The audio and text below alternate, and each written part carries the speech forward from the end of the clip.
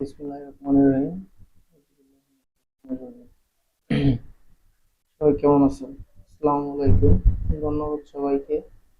আমি এখন ফটোশপ আপনাদের একটা কাজ ওপেন করে দেখাবো কিভাবে ফটোশপ থেকে একটা ছবি একটা অবজেক্টের পরে আর একটা অবজেক্ট আপনি কিভাবে কাজ করবেন।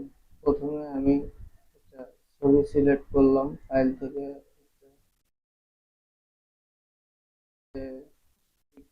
পিকচার করে মনে করেন একটা ছবি, এই ছবিটা সিলেক্ট করলাম। সিলেক্ট করার পরে আমি যে ছবিটা এরপরে বসাবো সেই ছবিটা ওই জায়গা থেকে ওপেন করে সিলেক্ট করে নেব। সাপোজ মনে করেন আমি এই জিনিসটার উপরে বসাবো, তখন আমি এই ছবিটাকে ম্যাজিক টুল লেসো টুল দিয়ে এটা কেটে নিলাম গোল করে আমার যতটুকু লাগবে, যেভাবে আমি সুন্দর করে ছবিটাকে আমি মার্ক করে সেইভাবে সুন্দর করে মার্ক করে নিলাম। নেওয়ার পরে আমি কন্ট্রোল প্লাস সি দিয়ে এটাকে কপি করলাম, তারপরে কন্ট্রোল প্লাস ভি দিয়ে ছবিটাকে ই করলাম, পেস্ট করলাম। তারপরে কন্ট্রোল প্লাস টি দিয়ে ছবিটাকে ছোট করে নেব। সবাই দেখতে পাচ্ছেন, টিপ টিপে ধরে ছবিটাকে আমি ছোট করে নিলাম। ছোট করে নেওয়ার পরে আমি এডিটে যাব, এডিটে যায় ট্রান্সফর্মে যায় ছবিটাকে একটু রোড করে নিতে হবে। রোড করে নেওয়ার জন্য ছবিটাকে আমি ঘুরিয়ে নিলাম, তারপরে মুভ করে নিয়ে আসলাম। এটার পর ছবিটা আর একটু ছোট করে নেওয়া লাগবে, এই জন্য কন্ট্রোল প্লাস টি দিয়ে ছবিটা আবার ছোট করে নিলাম। ছোট করে নিয়ে ঠিক মতো রাখলাম। রাখার পরে সুন্দর করে এর থেকে আমি চলে যাবো এডিটে। এডিটে যাওয়ার পরে ট্রান্সফর্ম করে আবার ওয়ার্ড ওয়ার্ডে যাওয়ার পরে আমি আমার ইচ্ছা মতো ছবিটাকে এখন বসাতে পারবো, আমার যেমন ইচ্ছে তেমন করে। আমি ছবিটাকে এখন সুন্দর করে বসাবো। আগে দেখুন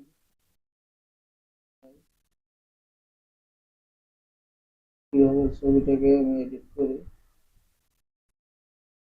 ছবিটা এডিট করতেছি, সুন্দরভাবে টেনে টেনে ফুলগুলোকে বসাবো।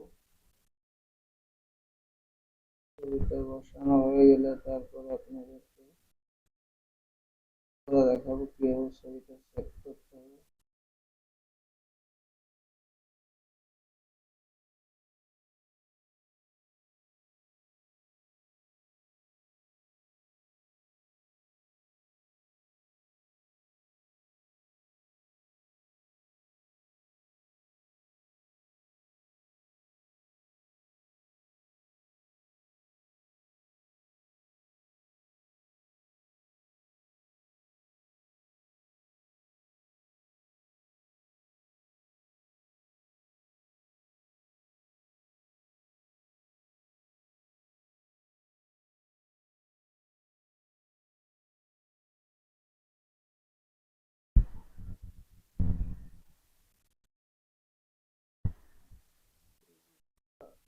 সুন্দর হচ্ছে বসানো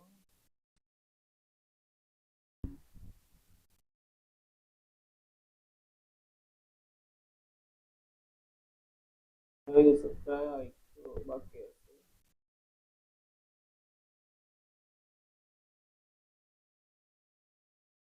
রয়েছে। এর থেকে আপনার ক্যাপাসিটি কম বেশি করতে পারবেন, বাড়াতে পারবেন, কমাতে পারবেন, হালকা দিতে পারবেন।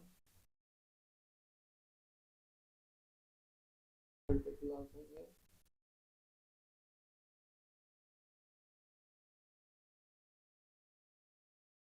ওই জায়গা থেকে ওকে করে দিলাম। ওকে করে দেওয়ার পরে কাজ হয়ে গেল। এখন ছবিটা সেভ করবো, ফাইলে যাব, সেভ এজ যাব, কম্পিউটার থেকে সেভ এজ কপি। ফাইলটা আমি জিপিজি ছবি আকার বানাবো, এই জন্য ডেস্কটপে দিয়ে দিলাম। হয়ে গেল আমার ছবিটা।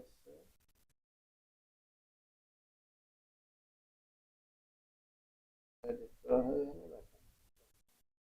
ধন্যবাদ সবাইকে। আসসালামু আলাইকুম।